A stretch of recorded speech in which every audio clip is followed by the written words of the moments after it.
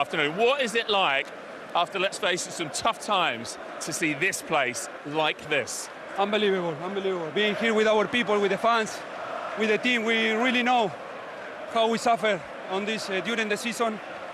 But the only way is putting the face here and showing who we are. And I think today it was the best moment to do it.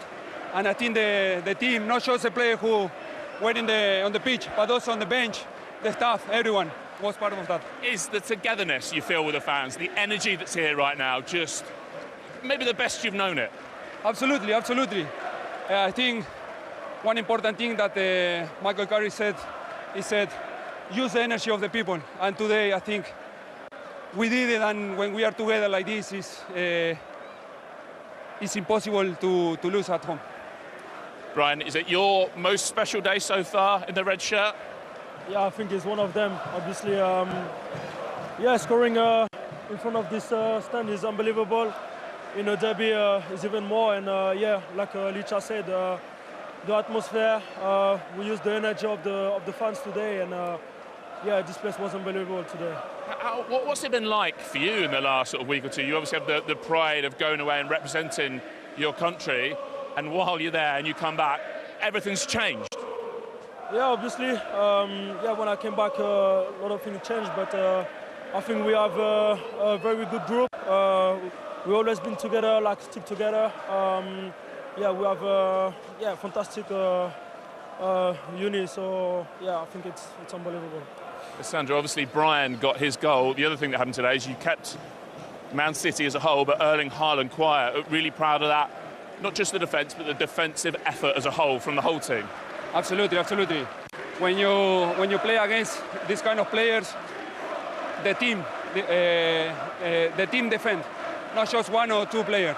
And I think today we defend so good. We were compact all the time, and then you have the confidence to go to the duels. And I think you feel today different energy when you see in the eyes of the player. And I think today the team won. That's the most important for me, and I'm happy with that. It feels like we've been talking about your height ever since you came to England, but a defender like you, not the biggest centre-half, how do you deal with a giant like Haaland, and obviously not just a giant, a top player as well? Being focused the whole game. I think if you give 1 or 2 seconds to Haaland, he will score. And I think you have to be really focused in the game and don't have to be comfortable in the back like nothing happened, because then the switch and the change, the click and the score, they are like this. That's why Haaland every season scored 30, 40 goals. So I think we have to be always focused. Okay. Bryan, last word on the new manager. How well has he done to bring you together in terms of like the emotional effort, the intensity, but also the tactical switches he made today? How much of this is down to him, to Michael Carrick? Yeah, I think it's a bit of everything. Obviously, it's not easy because we had only 3 days, and I think, as I said, because we are all together, we all want to go in the same way, in the same aim as well. So, I think we tried to be as focused as possible today. As Licha said, we've been a lot together. Everyone was defending, everyone was attacking. So, at the end, it's been a team effort today. Very good result. Well played, both of you. Thank you. Yes, he will remember his 8th Manchester United goal in the derby at the Stretford end, making those fans extremely happy. And he's just made a good point there, Peter. 3 days, I think it was 2.5 sessions on the grass they've had, Michael Carrick and his new team. So to get a response and a performance like that in that short space of time. What they've done has been absolutely fantastic. And I think more than anything, they've been talking to them. They made them understand what Manchester United is supposed to be. And then he's given them the freedom to go and do that. So there was no, as soon as they won the ball, it didn't matter where the ball was won, there was no restraint. Go forward. And we saw that in the first goal. You had, it's a free kick that Harry defends, heads it out, and all of a sudden they're 4 against 2. That's not something I've seen for a very, very long time in Manchester United. But that is what Manchester United historically always has been able to do. As soon as the ball is won, you go forward and you don't think about what's going to happen behind you. That, I think, is something they've been talking to them about a lot, that when you get that opportunity.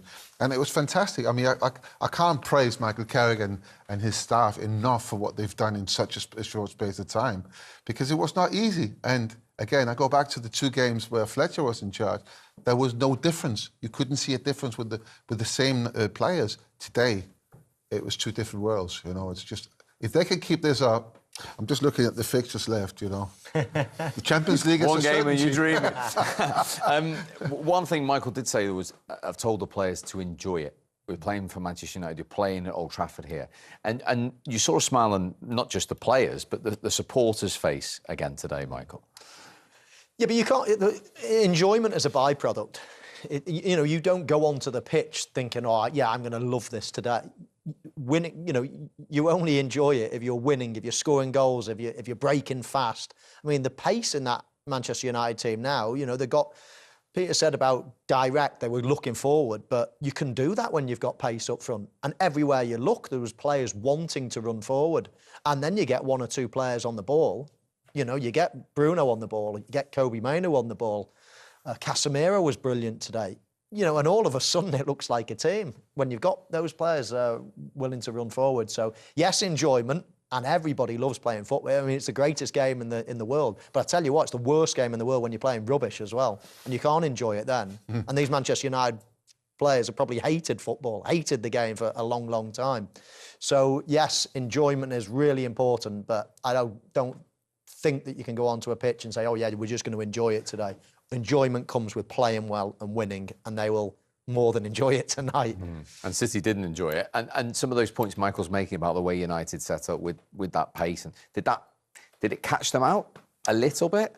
Potentially. Well, I'm going to say obviously because it worked and they lost 2-0. But in regards to the way City are susceptible to chances and goals being scored against them, that it was perfect for them. They like to press high. They like to keep every player up high to sustain attacks. But then when you find yourself defending, it's either an offside or one-on-one. And you can't get that right every time. Can we any of us think of a moment in the game where someone was jockeying a United forward and there was delay in the attack? It was either he's offside or he's in on goal, and you can't defend like that. You're not able to give yourself a breather, to be honest. It's hard to kind of get a momentum in the game, because even if it's offside, it still lifts the crowd and it still gives momentum to the attacking team. So they probably need to learn to defend a little bit deeper and suffer and be comfortable in making it harder to beat, rather than when someone wins the ball, within 3 passes, they can be in front of your goal. And again, the first goal, that can't happen. They can't have an attack. And if I just think about where Cherki's took the free kick from and the distance, Mbeumo's 10 yards ahead of him. By the time he scored the goal, I think Cherki's 40 yards behind him. Like, that can't be, especially in a derby, that can't be the outcome to any goal. Let's have a look at it then, what Joleon's talking about, because as you say, Harry Maguire being classed just prior to this, hadn't he? Yeah, he's down injured. You see when he lands here, oh my God! But he's the one winning the ball, and that's Harry was amazing today. He was a reason for the clean sheet. But this is fantastic by Bruno. He runs and runs and runs, and you ask the questions of the 2 defenders.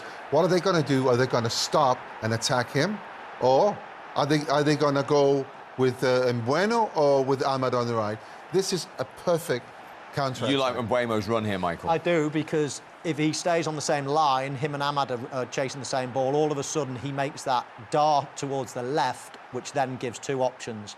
Kusanov, I don't know. In fact, the 2 centre halves for Manchester City are way too narrow. I'm sure Jolien will go on to that. But the pace of the pass from Bruno, the way he just let it come... See, there's the dart. That then is the catalyst. That's then the game changer of that attack. And all of a sudden, he doesn't even have to take a touch. The ball is played perfectly. How else would Bruno present a ball? He doesn't know how to give a bad pass. And then it's just a one-touch strike right across the defender. But that change of direction of the run on the halfway line, change that from a promising attack to a goal-scoring attack. And from a defender's point of view? Yeah, definitely. He creates the space, but then Kusanov allows that space to get bigger. I think he needs to match Mbeumo's run and force the pass out to the other side, because as soon as he creates that space, like Mo said, Fernandes isn't going to misplace that. And as soon as he gets there, the gap's bigger. Now no one can recover. So if he matches the run of Mbeumo, joins the line, as soon as he goes wide, you go wide. So now you're forcing Bruno into having a shot or passing it out to the stronger position for you defensively, and he doesn't do that. It's interesting how different we see that, because I actually think Kusanov's doing well. As a goalkeeper there, I don't want Bruno to take the ball and come directly at me, because that gives me no chance. I want him to pass it to Mbeumo. I want to have that angle where I can close it down a little bit. That will give me the best chance. The thing about it is, if he's doing what you say he's doing, then it opens up that gap. That Bruno can just run straight to the goal, and if he gets the other defender comes across, he just rolls it out to Ahmad, then he's free. And that's why I think this attack was absolutely inch perfect. I don't think they could have done much. But with that, what you're saying, them the second and third scenario of him letting Bruno take a shot or going out wide, it's delaying the attack. Yeah. Like he doesn't allow for that attack to be delayed, so no one can get back. It's so strange how different positions. Yeah. Like I agree with Joe that there's three scenarios. One is to pass it to the left, one's to pass it to the right, and one is to shoot from the middle. Yeah. Now, if I'm attacking, I'm thinking the Mbeumo one. I know the outcome was the goal, so it's easy to say now. But I'm thinking that is the most dangerous one. Prevent that. If anything, I'm jockeying, I'm staying wider and think, go on then. This is a bad situation. It's 3v2. But the worst, let's just let Bruno have a shot from 22 yards, 20. Let him take another touch here. Let's split a bit. Let him take another touch and have a shot. That is the lesser of the evils in my eyes. Then going to Ahmad is the next. But that one there, that is the last one you allowed to happen. Funny, because that's the one I want. That's the one you want, because that's your strength. That's your strength as an individual goalkeeper. As soon as he does that, I would come out a little bit closer, the angle down. I don't want Bruno. But when a striker comes running straight at you, there's no angle anywhere. It's directly. But he's 25 yards out. Yeah, but how he hits the ball is impossible to read, right? So you don't know if the ball's going to go to your left or your right. And as you run with a ball that bobs a little bit, you know how the ball then will react. It gives you less of a chance to save it, unless it's straight at you. But anything here makes it very, very difficult. Now, for me, this is how I'm thinking. I want Ahmad or Mbeumo to have the ball, because that gives me a chance to save it. So I want them to close it. These were the deals we all had. But it gives you more chance to save it. But it gives you the team a lesser chance. If I'm in Mbeumo's position, then I'm scoring 5 in 10. If I'm hitting it from the centre where Bruno is, I'm scoring 2 in 10. But bearing in mind, and that's me. But but as a defender, you've also got assists, and we're talking about it. But this is the amount of time he should have to think about it. Mbeumo's on his strong foot. Force it out to Darlow, who's on a weaker foot. So then, it gives the keeper more chance to make a save, where I just don't think he gives himself or the team. But OK, he passes the ball. If Kusanov's going out and closes that option down, he can still bring that ball forward. Then he passes it out to Ahmad. And don't forget, this is 4 against 2. This is a perfect counter-attack, because what we haven't spoken about yet is Dorgu behind. So when Ahmad gets a ball on the right, on his right foot, which is his strong foot, then it's a cross. Then you've got Mbeumo, you've got Dorgu, and you've got Bruno himself against 2 defenders. That's a situation I wouldn't like. I know, but that's another pass and another pass. Yeah. It's time and more things that can go wrong. Bang, bang, goal, it's finished. Discussion and debate, because we must move on to show 2-0. Now, you've been bemoaning, like all the United fans recently, the lack of options off the bench. What about Cunha off the bench? I was disappointed he didn't start the game, but when he came on, he made such an impact. This should never, ever lead to anything, but the quality of what he's doing here is just perfect. Then, of course, Rico Lewis goes to sleep. He's just been booked. I don't know if you're thinking about that. And Dorgu just nips in front of him and scores. But Mbeumo coming on and doing that, it's just... And we have, again, let me just repeat what I've said a few times today. That is, again, something that we haven't seen too much of in the last couple of years. Somebody crossing the ball, And what about Rico Lewis's role in that, Jolie?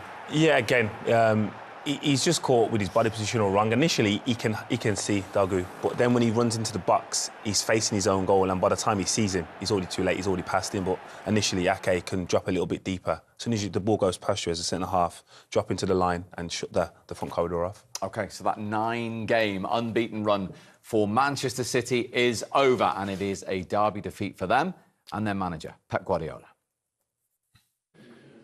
Well, Pep, obviously the result was a disappointment. What did you make of your team's performance?